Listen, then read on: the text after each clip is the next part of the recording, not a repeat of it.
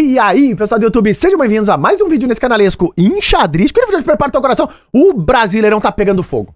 Em brasa, pirotecnia. Vou trazer o que aconteceu na espetacular rodada número 7, que aconteceu ontem à noite. Todos os detalhes, duas partidas roubaram a cena da noite. A partida entre Lucas Cardoso, famoso Lucas Mito, contra Krikor Sevagmer, que tá na mesa 3. E a partida da mesa 2, Luiz Paulo Sup contra Molina. O Molina foi pra um ataque completamente inacreditável. Vou trazer os detalhes. No final do vídeo eu trago os resultados atualizados e tudo que tá acontecendo por lá. Agora eu aviso, são partidas de assistir deitado. Senão tu vai cair da cadeira, não há dúvida. Então, te segura nos rodapé, prepara a pipoca e vamos à luta. Que o Brasileirão sempre será agora. E antes de eu estar para essa partida inacreditável, eu tenho uma novidade sensacional do mundo do xadrez para vocês. Te prepara que a Tiasflix está fazendo a maior loucura de Natal. Eles estão dando 77% de desconto nos principais cursos. E não para por aí, tem mais.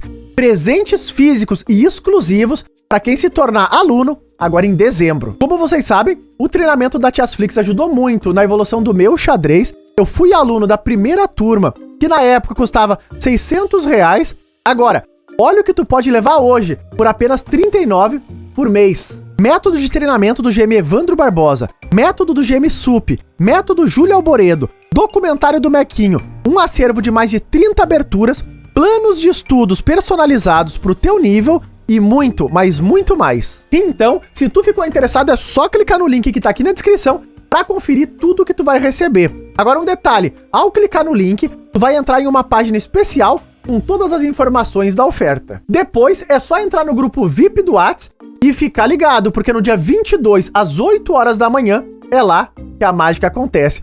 Não fica de fora dessa, porque isso não pode ser mal, jamais. Uhul! Então, pessoal, aqui estamos nós e de brancas, e aí, Lucas Mito, Lucas Cardoso, que vem aí num recorde histórico de rating na carreira dele, 2.352 numa ascendência meteórica contra uma rocha, uma pedra do outro lado, o Sevag. Agora, nessa partida tão importante, o Lucas botou uma rete. Sabem bem, ele vai acelerar o desenvolvimento aqui no flanco do rei, já tá tudo desenvolvido, e ele vai botar uma estrutura de brancas, olha lá, de catalã. Jogou com C4. É uma posição confusa, porque sabem bem, o Krikor tem uma formação de semi-eslava, com uma sutileza, o bispo tá fora da cadeia de peões, é uma posição rica, mas cheia de estratégia, cheia de temas por aqui. Nesse momento, o Krikor segue desenvolvendo, olha lá, o Lucas do mesmo modo, prepara o fianqueto, o roque é normal, totó no bispo, bispo F5 e aqui a partida pega a temperatura porque o Lucas jogou G4. Ah, Rafael, temperatura nesse momento, exato, porque o Lucas tá com a ideia de pegar o bispo de Casas Claras do Krikor. Observem bem, depois do lance bispo G6 vem cavalo H4 e tá lá.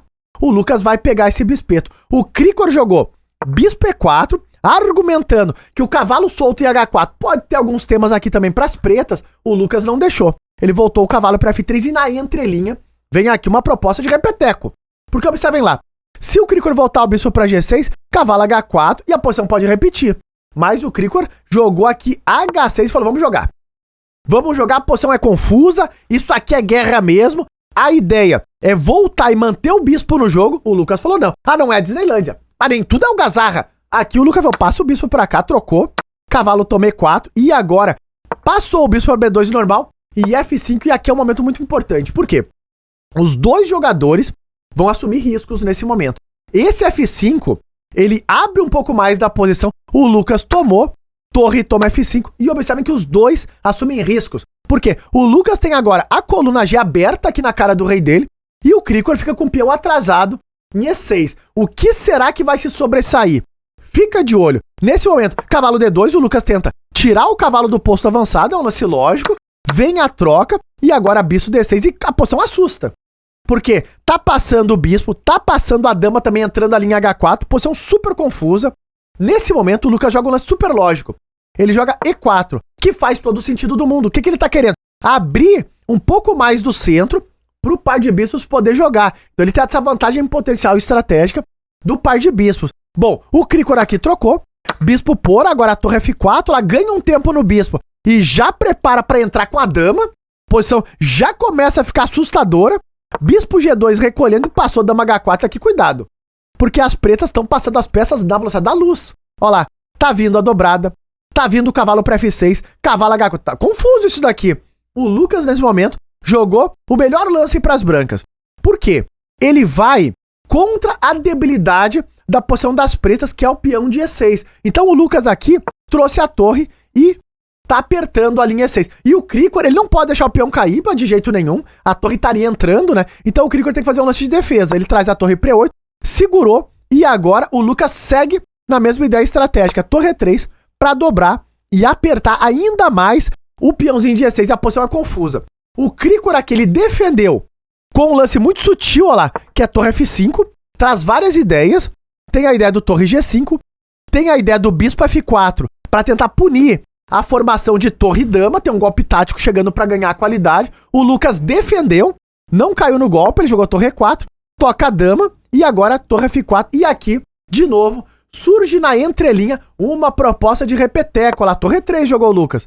Ou seja, se o Krikor voltar à torre, pode surgir essa repetição aqui, olha lá. Só que isso não aconteceu. Depois de torre E3, o Krikor falou, vou pra cima, e ele joga cavalo F6 e vai pro jogo, tentando passar mais peças pro ataque. Agora, a posição é confusa. O Krikor tinha pouco tempo no relógio, 4 minutos e 44, 30 segundos de incremento por lance, e o Lucas jogou dama E2, e olha lá. E agora, o que tá passando aqui? Debilidade em E6 ou o ataque que vem chegando pra cima do rei das brancas? O Krikor defendeu o peão com o rei, olha lá. O rei foi pra cima, virou uma guerra. E nesse momento, o mito encontrou esta bomba que é o lance D5. Esse lance é fino. É o melhor lance nessa posição e a posição fica extremamente complicada de jogar nesse momento. Porque ele tá pressionando a coluna E, na coluna E, a torrinha E8, e mais do que isso, esse lance abre o potencial terrível do par de bispos. E agora, aqui, o Krikor entra na linha mais direta. Ele toma em D5, agora CD5 e a posição complicou demais. Porque observem lá, tomar aqui vai pra uma confusão. O Krikor tomou de cavalo, tá, mas Rafael? Tudo bem, tomou de cavalo, mas se tomar de peão, qual que é o problema de um lance como esse? Provavelmente, o Krikor já tinha calculado isso e não é boa a linha, observem lá, porque eu troco, agora cavalo por, e eu jogo aqui bispo D5, e observem como os bispos ativaram demais, e a posição aqui é muito difícil de jogar. Rei F8, dama E6, segura H3, ameaça entrar em G8, torre E1 pode chegar no momento certo, a posição aqui é de vantagem decisiva para as brancas. É uma posição extremamente complicada. Por conta disso, aperto de tempo, o Krikor joga um lance muito arriscado nesse momento, que é cavalo D5. Olha lá, leva um ponto de interrogação, mas é um lance necessário. Pois jogou esse lance aqui, observem que esse lance traz a ideia de um sacrifício de torre, vai cair uma torre inteira nessa posição das pretas. O Lucas entrou nessa linha, ele mandou bispo toma D5, o Krikor retomou e cai inteira a torre na casa de 8. Rafael, eu não acredito. O que tá acontecendo aqui? O Lucas ganhou uma torre. Agora, olha a ideia que o Krikor botou. Ele jogou dama H3. É uma linha já que traz a ideia de ou dar mate ou cai a casa toda. E a ideia do Krikor agora é jogar torre G4. Olha lá, tu vai ter que sacrificar a dama aqui e mate com dama H2. Como que tu defende essa posição? As brancas aqui só tem um lance.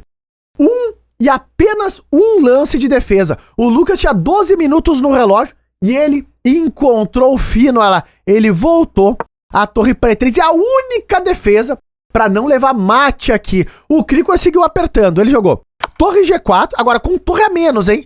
E a ideia do Lucas é jogar torre G3. A única forma de defender o mate que vinha chegando, olha lá. Dama H2 tá chegando. Como vai defender? Torre G3 defende tudo. Defende o cheque e corta a diagonal do bispo. E esse é o momento marcante do jogo. Porque aqui o Krikor jogou H5. Mas, Rafael, por que H5?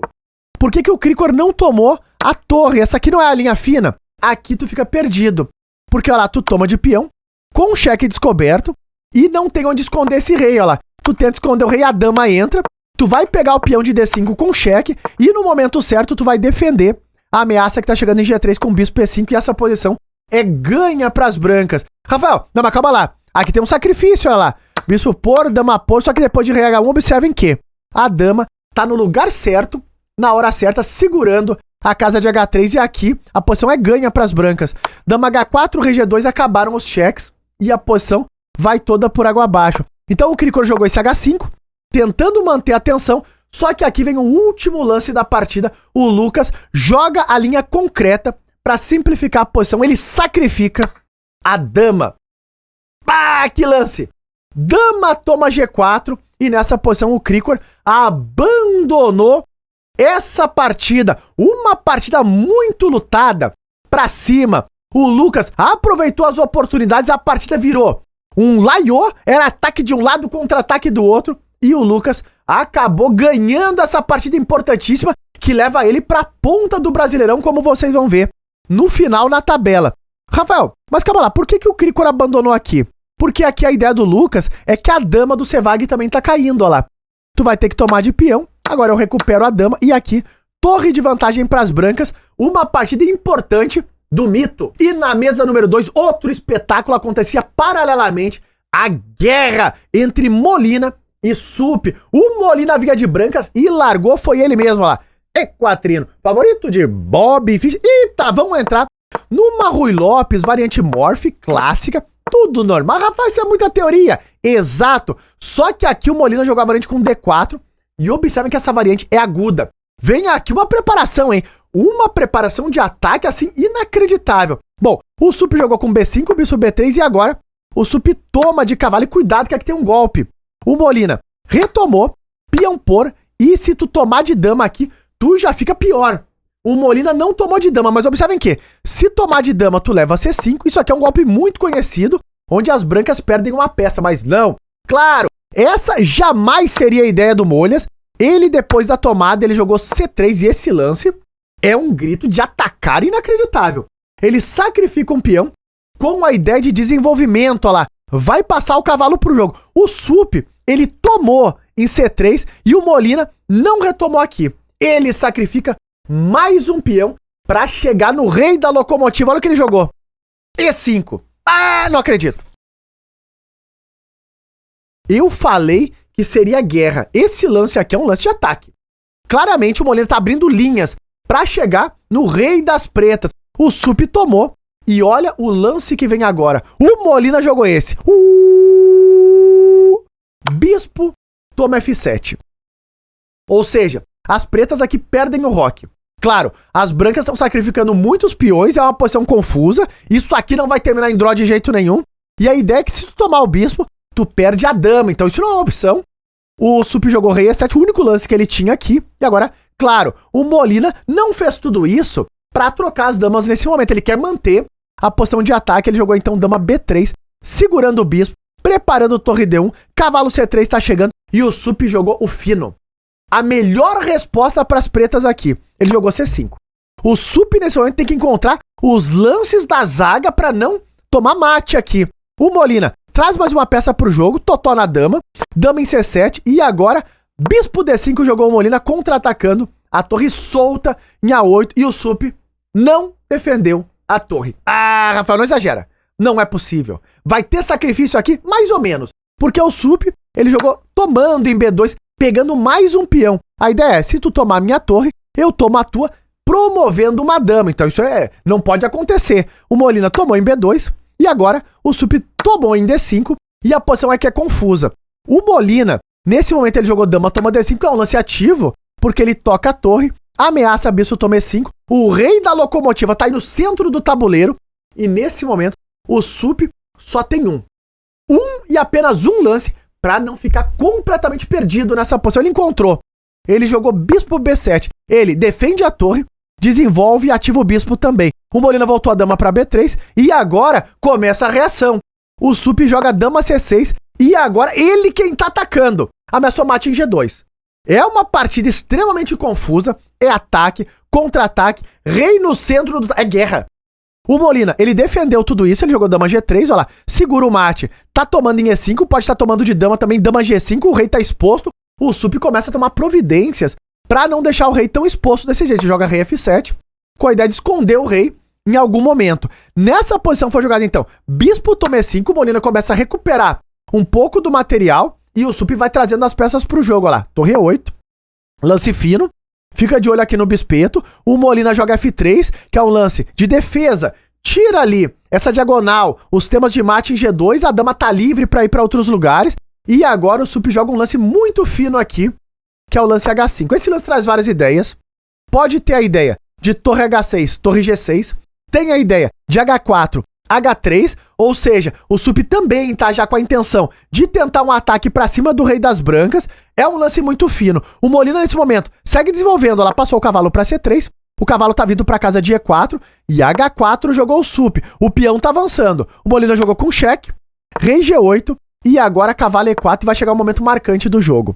Porque o Sup joga agora o lance dama G6, tem ideias de simplificação, tem a ideia do H3 também, observem lá. Ele traz a pressão para G2, o bispo ainda tá ativo na diagonal, a torre em H8, que ainda não se desenvolveu, de certo modo ela tá jogando, porque ela tá apoiando aqui o peão que tá avançando, então é uma posição super dinâmica. O Molina aqui precisa de alguma reação, porque ele tem muitos peões a menos, o ataque tem que entrar. O Molina joga um lance que aqui arrisca tudo. A tudo que ele tinha ele arriscou nesse lance, mas é como dizem, quem não arrisca, não petisca. O Molina jogou bispo, toma G7 e é um lance cheio de veneno. Tu tem que jogar o fino aqui, senão desmorona a posição das pretas. Observem que o Sup ele tomou de bispo. A gente vai entender a profundidade desse lance, porque, por exemplo, se tu tomar de dama, tu já tá levando cavalo F6, leva esse duplo, o rei vem aqui na cara da dama, cheio de descobertos, e se tu tomar de rei, tu também fica em maus lençóis, porque a torre entra na 7ª fila, é uma das ideias do Molina, e depois de torre E7, olha o que o Molina tinha preparado, dama E5.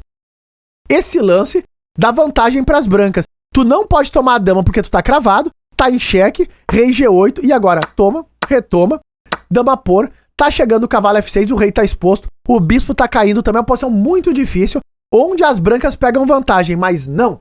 O Sup nessa posição jogou o único que ele tinha, bispo G7, e a gente vai entender a profundidade também desse lance. Porque a ideia do Molina, ele sacrificou uma peça pra seguir o ataque, dentro do espírito da partida, ó lá. Jogou torre D6, atacou a dama, e agora o Sup jogou a melhor defesa pras pretas, o lance torre F8. Rafael, não é possível.